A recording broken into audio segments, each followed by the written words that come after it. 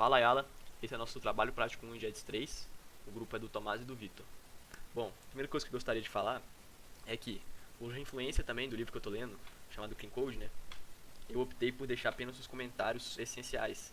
E, em contrapartida, deixar os nomes dos métodos fáceis de entender, separar e deixar bem flexível a arquitetura, usar princípios como inversão de controle com injeção de dependência, inversão de dependência, onde as minhas classes elas passam a depender apenas das abstrações e tudo.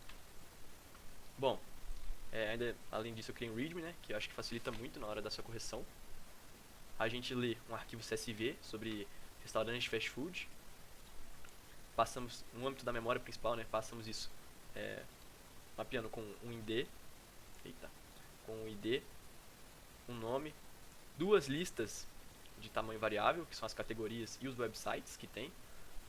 Nosso string de tamanho fixo é o postal code, que é o CEP. Além disso tem um double, dois doubles na verdade, e a data, instant. E quando a gente persiste isso no arquivo binário, a gente escreve em Unix, que é um long que contém a quantidade de milissegundos desde 1970 até a data em que houve a carga da que foi carregada no arquivo. E aqui no próprio README a gente explica direitinho como que está ocorrendo a persistência dos dados. O que a gente está usando de cada tipo, quantos bytes estão sendo reservados e tudo. Bom, vou abrir a main aqui para mostrar o código funcionando.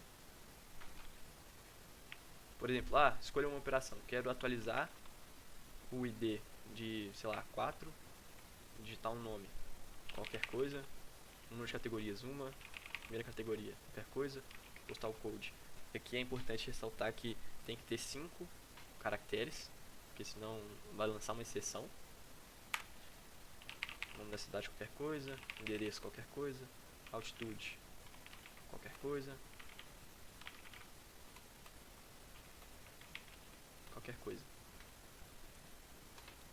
Eu mandei atualizar e recebo uma resposta, que isso foi uma classe que eu fiz para simular como se eu estivesse fazendo uma requisição e recebendo uma resposta. E aí tem o status 200, sem nenhum corpo, e a mensagem de OK. Então, agora quando eu faço para ler um registro, vou digitar o ID que a gente atualizou foi o 4. Aqui mostra o registro atualizado. Bom, deletar. Quero deletar o ID 7. Status 204, no content, nenhum body. Agora eu vou mostrar que ele foi realmente deletado. Vou tentar ler esse mesmo registro de ID7. Aí nos devolve uma resposta, 400, bad request. E posso clicar em ler todos os registros também, que aí vai retornar. Tá nesse formato assim, mas é porque retornou objeto response com body de um array list. Então ficou tudo bem juntinho. Mas é isso, tá funcionando crude, 100% e tudo. Mostrar as práticas e como que foi implementado.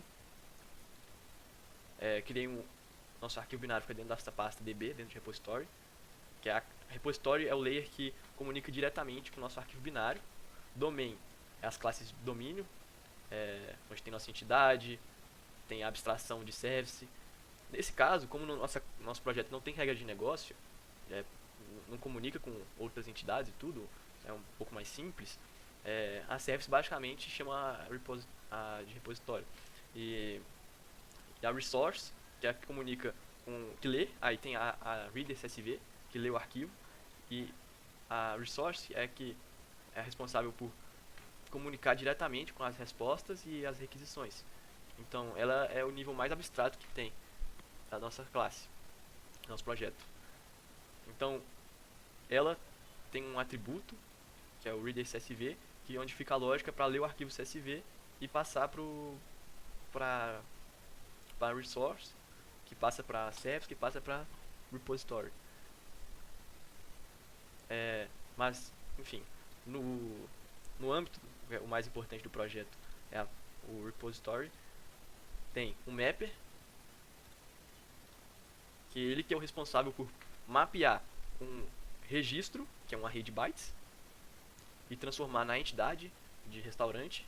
E ele é responsável também por pegar esse restaurante e transformar em um array de bytes.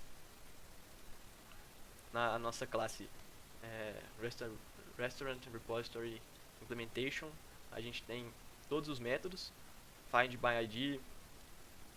Isso aqui também eu tive muita influência do JPA, que a gente usou no nosso projeto T2, então eu optei por deixar os nomes muito parecidos com como era arquiteturado usando o JPA.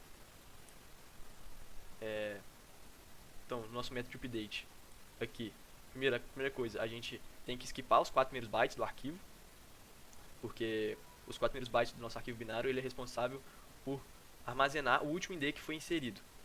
Então, ó, a cada inserção, que é o método save, eu leio qual foi o último 4 bytes que foi inserido, incremento 1 e insiro.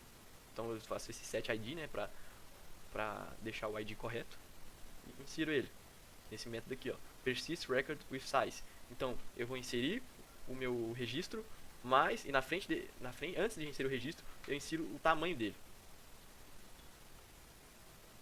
E depois eu insiro nesses primeiros 4 bytes do arquivo o ID desse último que foi persistido. Então, no meu método update, que é o mais difícil teoricamente, né? E não só no update, mas em todos os outros métodos, eu vou ter que fazer um seek e skipar 4 bytes, que é um integer.bytes, que isso aqui retorna a quantidade de bytes que o Java armazena para um inteiro. Por isso que é integer.bytes.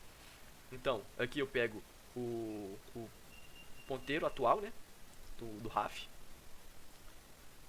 Aqui eu leio qual que é o size, o record size que está persistido no arquivo, e leio o ID. Aí eu vejo, o ID é igual o restaurante que eu estou querendo atualizar. Se for, eu coloco que foi possível encontrar, então eu marco como true,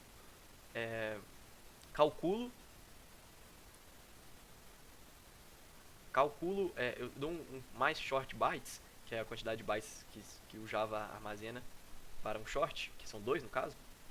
E aí eu faço o current pointer, que é o ponteiro que está apontando, mais short bytes. Por que esse short bytes aqui? Porque eu gastei 2 bytes para ler o read short, o record size, entendeu? Então eu vou no início do registro e skipo 2 bytes, que aí vai começar realmente o array de bytes que representa nosso record. Então, aqui eu volto o pointer para trás, para o início do registro em si. Calculo a quantidade de bytes, o tamanho do registro que eu estou querendo fazer o update, e vejo, esse registro é igual ao registro antigo, o registro que já estava. Se for, eu não preciso armazenar no final. Então eu vou e armazeno no mesmo local. Se não for, eu marco a lápide. Uma importante coisa também é que no nosso projeto eu optei por deixar IDs negativo indicando lápide, para não ter que a cada registro ter que armazenar 1 byte a mais para cada registro. Eu acho que isso diminuiria a performance, o armazenamento.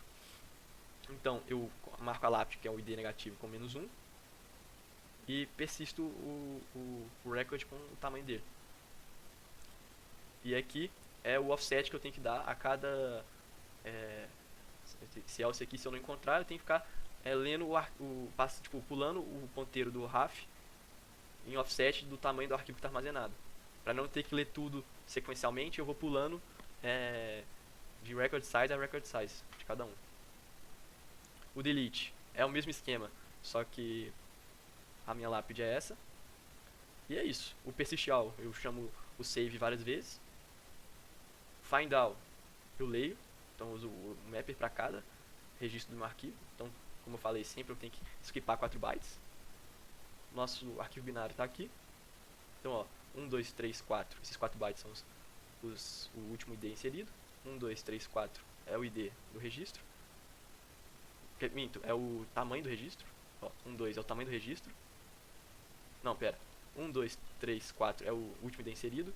1, 2 é o tamanho do registro. 1, 2, 3, 4 é o ID do registro. 1, 2 é o tamanho da próxima string. E assim vai. Então esse é nosso projeto. E é isso.